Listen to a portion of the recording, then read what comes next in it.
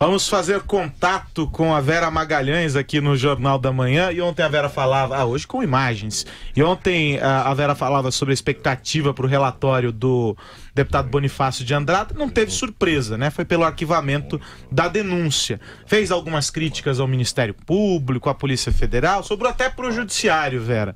O que tem além de todo esse contexto, que mais no bastidor dessa história foi positivo para o governo Michel Temer? Bom dia, Vera. Bom dia, Carlos Ares. Bom dia a todos os companheiros aí do estúdio e a todo mundo que nos ouve e nos assiste nesta manhã. Cara, Ares, não teve novidade quanto à recomendação pelo arquivamento da denúncia. Todo mundo já sabia, todos nós falávamos aqui.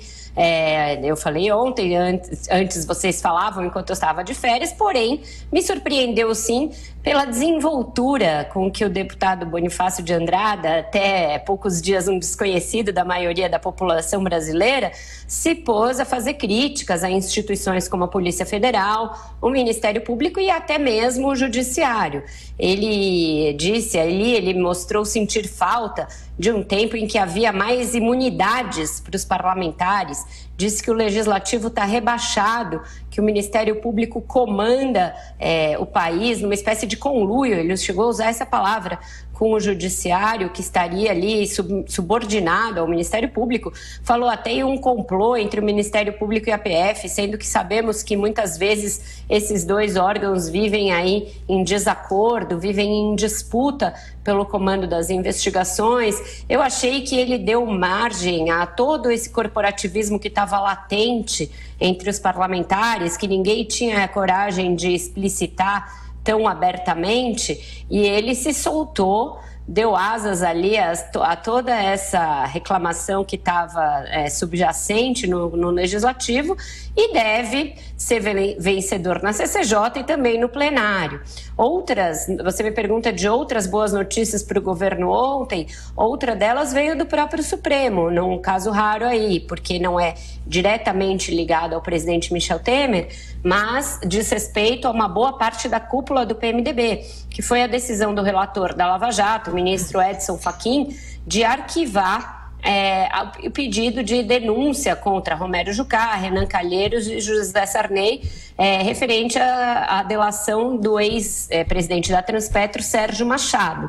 Ele disse que não havia ali delitos penalmente puníveis, embora houvesse uma concertação para tentar mitigar a Lava Jato, isso não seria penalmente punível porque o Brasil não compreende no seu Código Penal o crime de conspiração, né?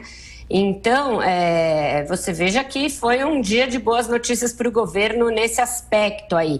Isso reforça uma das teses da defesa do presidente Michel Temer, que também está presente no relatório do Bonifácio de Andrada, de que ainda que a conversa levasse a crer que havia uma intenção de conter a Lava Jato e de fazer uma obstrução à justiça, não há nenhum ato penalmente punível que demonstre isso. Então, vai ao encontro, vai na mesma direção da tese da defesa do presidente, essa decisão de ontem do próprio Supremo.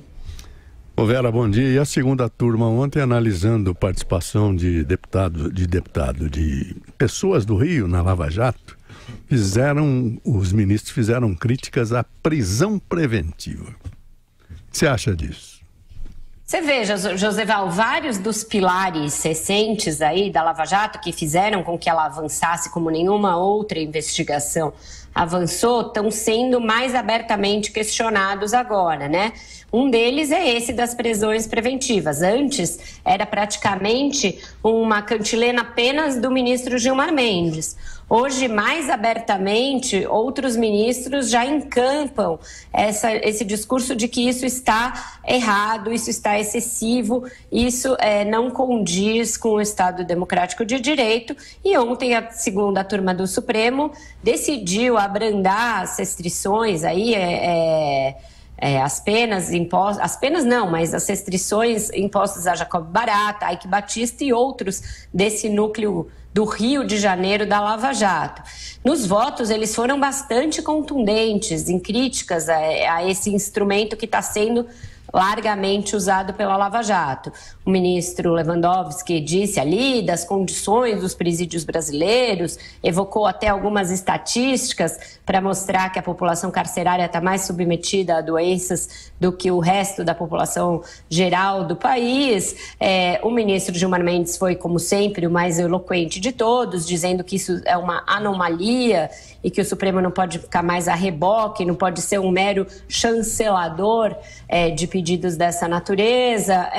Então, você vê que é um instituto que está questionado, esse da prisão preventiva generalizada, e deve, sim, começar a ser usado com menos frequência e começar a ter casos de revogação mais frequentes. Ô Vera, e hoje, a partir das 9, está pautado para agora, marcado para agora às 9 da manhã, a decisão sobre o afastamento do senador Aécio Neves, né? Evidentemente não sobre o caso dele específico, mas o atingindo também é um tema maior que envolve Congresso e o Supremo. Mais uma polêmica para conta do Supremo, né? É mais um desgaste aí nessa queda de braço, né?